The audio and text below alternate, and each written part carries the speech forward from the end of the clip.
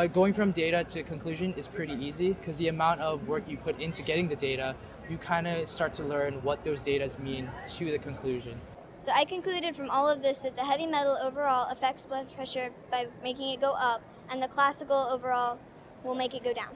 My data was very explicit and showed a very strong connection between the temperature and the cricket's songs changing. Once I got my data, the conclusion, it was very easy to just go right into that conclusion. The results pretty much spoke for themselves.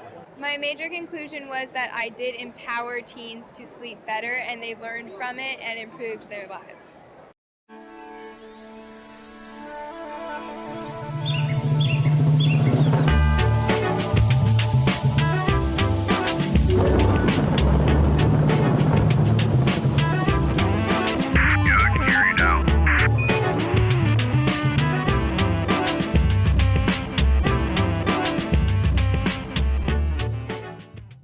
Writing the conclusion is fairly simple when you get down to it.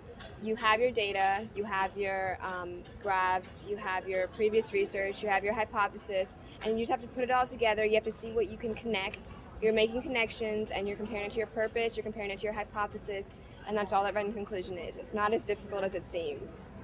I came up with an odds ratio saying that about 63% of the people who are severe nail biters will experience symptoms of OCD. After that, I did a chi-squared analysis and a two-tailed p-value to determine that this relationship was very unlikely to be due to chance alone.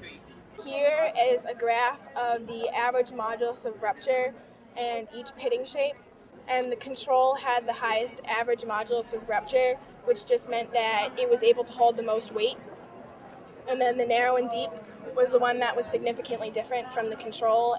And so I know that narrow and deeper pitting shapes really are damaging to these types of bridges. Disproving a hypothesis is also a huge part of these experiments. I don't believe personally that it's important for one's hypothesis to end up being correct, because either way it's a learning experience. And you never know how it's going to turn out when you begin. And if you're just striving for it to be correct, then how are you going to learn something? My results were not consistent with what was in the hypothesis, however. I found that the bathroom had only 11 colonies, while the escalators had 587 colonies of bacteria. I found out that it's actually the best for the solution to be the coldest temperature that I tried, which was 30 degrees Celsius. And that's because when the temperature is too hot, the DNA will actually unravel. This is the 4, this is the 5, this is the 6, this is the 7, and this is the 8 pH. The 4s through the 7s grew the best, and the 8s grew the least. This means that the plants were able to absorb the most nutrients from the pH level of 4 to 7, and that in the 8s they couldn't absorb as much nutrients. And the actual result was that the more mass we add, the farther the projectile will be thrown.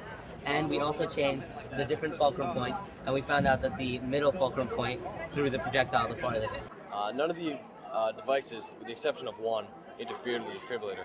That one device that did was an electric back massager. However, due to my model, which involved implanting a defibrillator into a turkey, the lead of the defibrillator was so loose and it wasn't being held. The looseness would have led to sensed interference when in reality it wasn't the electrical properties. Further investigation is needed, as it doesn't make sense to limit someone's life with these devices. However, it's also necessary that they be slightly conservative when warning patients. Willoughby and I live 33 miles north of the Arctic Circle. And we live in Kotzebue, Alaska. We're very isolated and the temperatures are very cold. What we found is that throughout our experiments that the low temperatures of the Arctic increase the viscosity and the flash point of the biodiesel. So where we tested it, it starts to gel pretty quick, and we found that the only way that it could be applicable up there in the Arctic is in a low to medium % of a blend. And you could also try using additives, but we did not experiment with that.